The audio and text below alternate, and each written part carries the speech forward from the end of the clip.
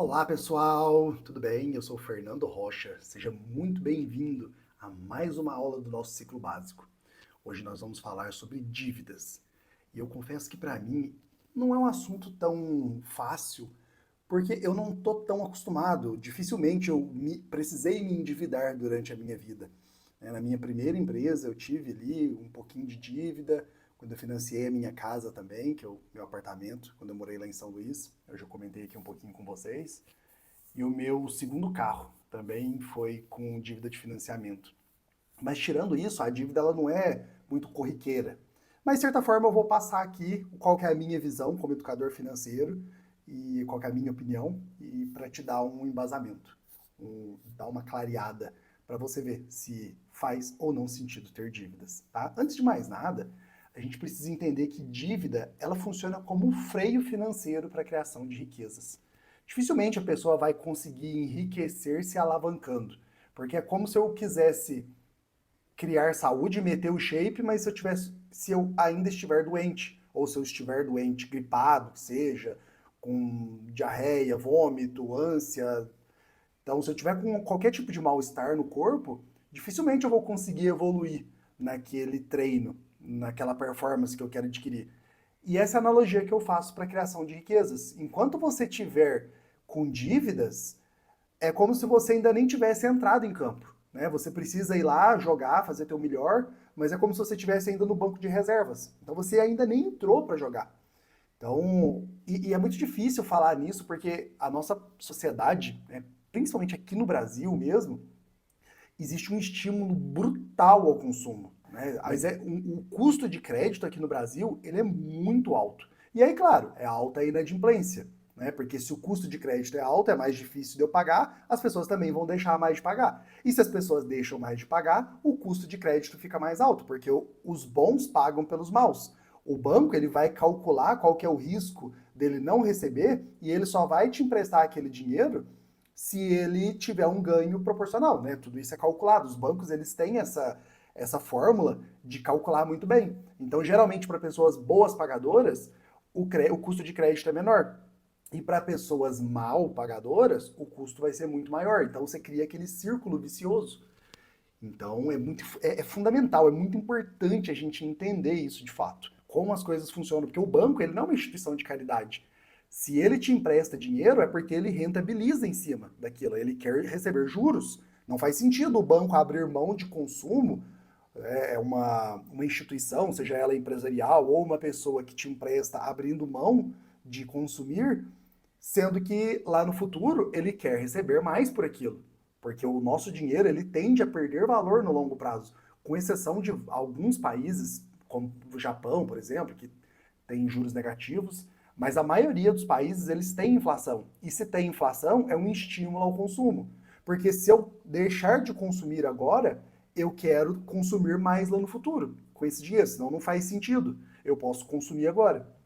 Então, toda situação de empréstimo, de dívida, é uma pessoa, uma empresa emprestando para outra e ele quer receber mais por aquilo.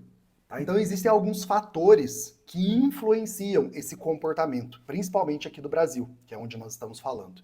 Primeiro, existe uma força cultural muito grande, uma influência social mesmo. Haja vista das mídias sociais dos últimos anos, que acabou exacerbando esse comportamento do brasileiro, e no sentido de tomar dívida para poder consumir, ostentar e algo nesse sentido. Então existe uma força social mesmo, né, cultural e social muito grande, que a pessoa se endivida porque ela tem necessidade de aprovação, pertencimento, status. Às vezes até você tem que ter muita personalidade para entender quais são os danos, né, em detrimento dos retornos. A única dívida que eu falo, que talvez ela seja um pouco mais aceitável, é a dívida do financiamento imobiliário, por ter um valor maior, e aí os bancos eles acabam tendo uma taxa um pouco menor. Então, em alguns casos faz sentido, mas a gente vai explanar isso um pouquinho mais para frente. Mas existe também, além de uma força cultural e social, existe uma força familiar. Os próprios pais e mães, eles se acostumaram a endividar e passam esse comportamento para os seus filhos, né, para os seus familiares, aquelas pessoas que estão próximas. Então você aprende dentro de casa que isso é comum.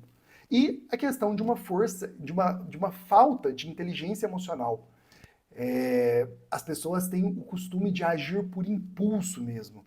Então, com os bancos, as empresas entendendo isso, porque hoje em dia até empresas dão crédito. Você vai numa lojas Renner, você vai nessas lojas de vestuário, de departamentos, elas já te oferecem ali o próprio cartão. Nos últimos anos isso ficou muito exacerbado.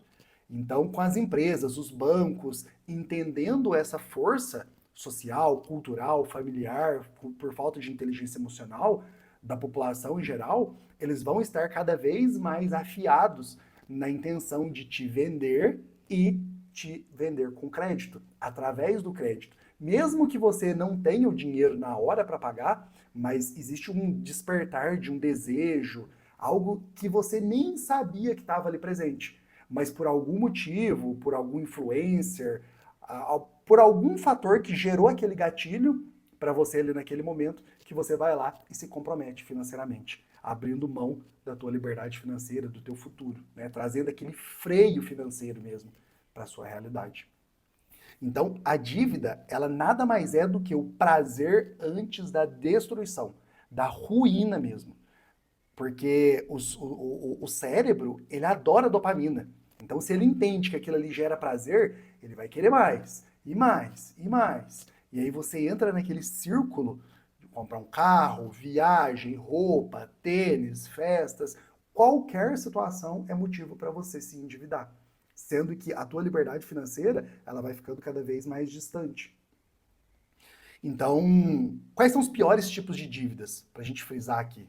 Na minha visão, tá? Cartão de crédito, porque você tem juros aí hoje de 400% ao ano, coisa que é inimaginável.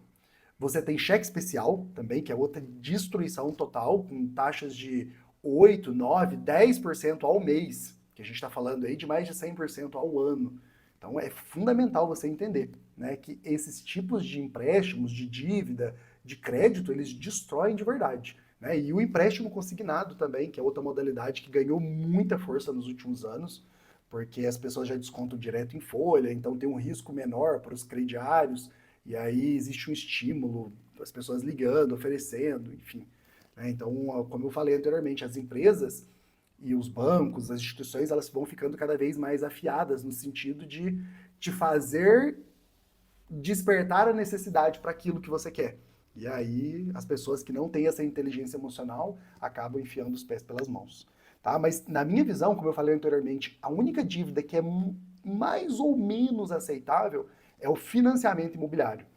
Porque o valor é maior, as pessoas elas têm necessidade de moradia, seja através do aluguel ou do financiamento, e só que uma coisa que as pessoas não entendem, e aí eu quero trazer esse ponto aqui para vocês, é que todas as pessoas têm um custo de moradia.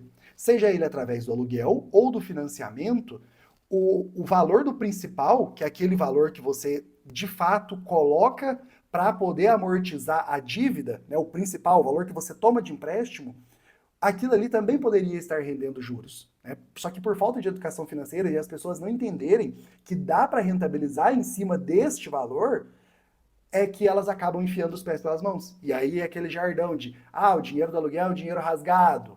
Ou, mas no final do financiamento eu pago o valor, mas a casa é minha. Então são alguns jargões que eu, pelo menos, escutei muito isso, de as pessoas que não têm inteligência financeira não param para pensar. E eu vou dar um exemplo meu. Em 2013, eu comprei um apartamento lá em São Luís, né, foi o único financiamento imobiliário que eu fiz. O apartamento era 290 mil, eu dei 30 de entrada e financiei 260. E eu lembro que na época a parcela era em torno de R$ 2.700. Então, depois de alguns meses pagando aquilo ali, sei lá, 6, 7, 8 meses, eu fui entender o que de fato, entrei lá no aplicativo do Banco do Brasil e fui entender como é que era a minha dívida, o que eu já tinha pagado, né, havia pago lá, sei lá, acho que em torno de uns R$ 20.000, acho que até mais. Mas eu queria entender o que já tinha amortizado da minha dívida. E eu fui ver, tinha amortizado coisa assim de R$ 2.000. Tipo, havia pago mais de R$ 20.000 já de financiamento, mas do valor do principal era coisa de R$ 2.000 só. E eu fui vendo que aquilo ali era inviável, né? Então, em resumo, o banco, ele pega ele só cobra juros no início, porque ele quer, como se diz, garantir o dele. Então, o financiamento imobiliário, ele é aceitável, mas uma coisa que não entra na minha cabeça é, se a pessoa consegue pagar um financiamento, por que ela não consegue pagar o aluguel e juntar o dinheiro? Então, esse é um questionamento, né, que eu fiz para mim, e aí eu comecei a juntar o dinheiro, e quando eu comprei o meu imóvel há uns 2, 3 anos atrás, eu já tinha um valor bom de entrada, e aí acabei vendendo uma parte dos meus investimentos também para poder comprar o imóvel à vista, porque eu não queria financiar. Isso na minha cabeça não faz sentido. Eu mesmo tendo o valor ali, né, que poderia rentabilizar, mas pagar um financiamento que tem taxas, que tem seguro, que tem várias taxinhas de carregamento, de administração, que o banco incute, que faz uma parcela de R$ 2.700 a ser amortizado apenas R$ 250, R$ 300 por mês, e você pagar lá R$ 2.400 apenas de juros, apenas de fricção. Então, na minha cabeça, aquilo ali não fazia sentido em hipótese alguma, tá? Então, essa é a minha visão, tá? Essa é a minha opinião sobre qualquer dívida, seja ela de carro, viagem, a não ser, é claro, né? A gente tem que ter bom senso também. Pô, algum familiar meu ficou doente, eu não tinha dinheiro, precisei fazer um empréstimo. Faz parte. Ah, aconteceu alguma eventualidade, um incêndio, algo nesse sentido, eu precisei. Faz sentido, né? Só que aí, claro, com a educação financeira, e a gente vai ter uma aula sobre reserva de emergência que vai te ajudar a ter tempo de pelo menos pensar quando acontecer algo nesse sentido. Tá? Então vamos lá, passo a passo. O que a gente está construindo aqui são alicerces para que no final desse ciclo básico você entenda como que pensa um investidor de sucesso, para daí sim você ter condições, parâmetros para poder fazer bons investimentos. Tá? E só para a gente finalizar aqui, como que quita as dívidas? Existem alguns passos, tá? Fernando, infelizmente precisei me endividar, e agora? Como é que eu faço? Como que eu quito as dívidas? Eu vou te ajudar nesse processo. Primeiro, identificar tudo que você tem de dívidas.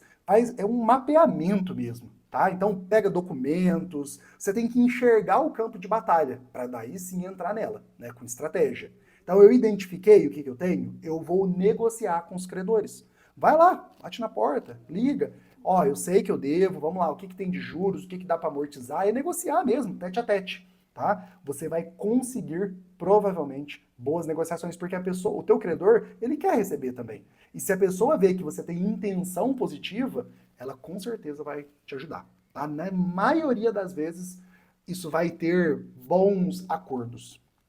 Próximo passo, conseguir bons acordos? Revise, esteja constantemente, esteja atento ao que você está pagando, quais são as condições novas, entenda todo aquele planejamento que você fez a partir do momento que você identificou e negociou, esteja revisando para você ter controle.